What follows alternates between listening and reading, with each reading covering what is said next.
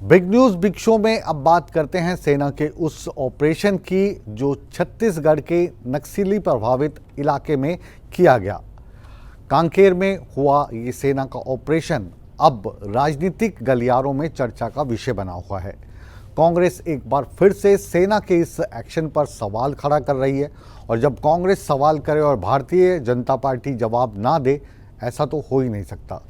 कांग्रेस के सवालात जो बवाल मचा रहे हैं उसको लेकर भारतीय जनता पार्टी ने क्या जवाब दिया है, क्या बताया है, देखिए हमारी इस खास रिपोर्ट में।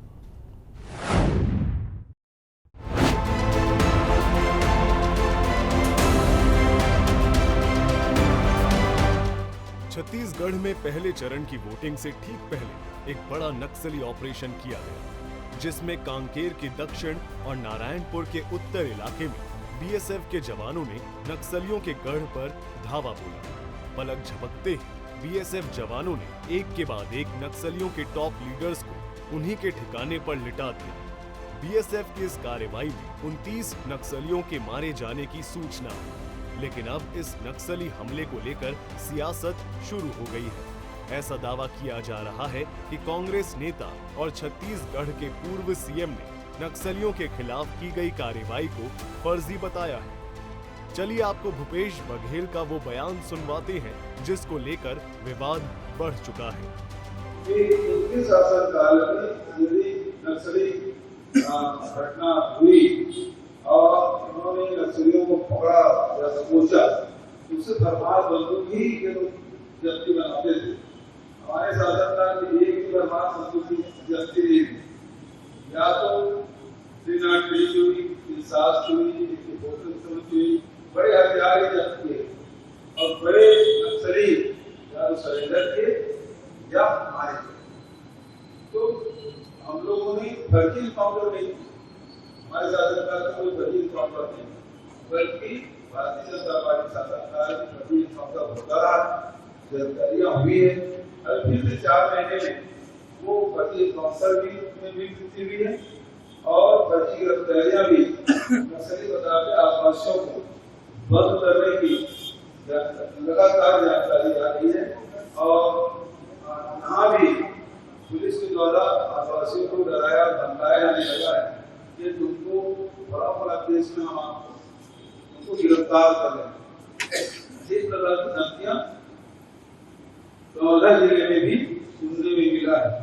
तो आज बहुत सारे लोगों को इस प्रकार से खासकर आदिवासी वर्ग के लोगों को डराया धमकाया जा रहा है। जब बस्तर हो, कांकेर हो, चाहे अन्य जिलों में इस प्रकार की घटनाओं की अब वृद्धि होती है। वहीं कांग्रेस नेता सुप्रिया श्रीनेत ने तो छत्तीसगढ़ में मारे गए 29 नक्सलियों को शहीद बता डाला।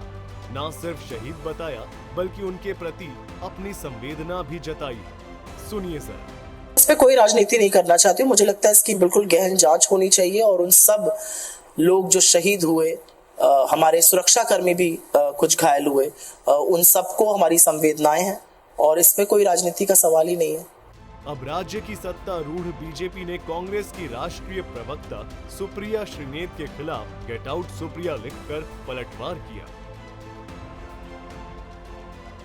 जिन नक्सलियों ने छत्तीसगढ़ महतारी की धरती को निर्दोष छत्तीसगढ़ियों के खून से लाल किया है, ऐसे बर्बर नक्सलियों को शहीद बताकर छत्तीसगढ़ की जनता, पुलिस बल और लोकतंत्र का मजाक बनाने वाली कांग्रेस की राष्ट्रीय प्रवक्ता सुप्रिया श्रीनेत, आपका आगमन इस पावन धरती को स्वीकार्य नहीं है। छत्तीसगढ़ के उप मुख्यमंत्री अरुण साव ने भी सुप्रिया के बयान पर पलटवार किया और कहा कि नक्सलियों को शहीद मानने वाली कांग्रेस ने 5 साल बस्तर में इसी मानसिकता से काम किया है।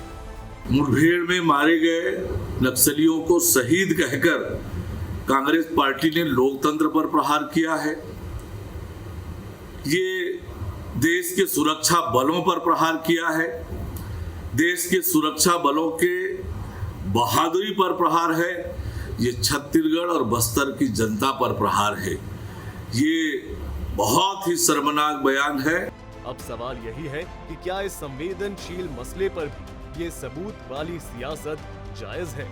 ये चुनावी वक्त है, छोटी से छोटी बात का बड़ा मुद्दा बनता है। इस दौर में ना दावे न ही आरोप नए, लेकिन कुछ तो ऐसे विषय हैं जिन्हें सियासत से दूर रखना चाहिए। नक्सलवाद, पुलिस एक्शन, प्रदेश सुरक्षा, क्या इन्हें सियासत से दूर नहीं रखा जा सकता?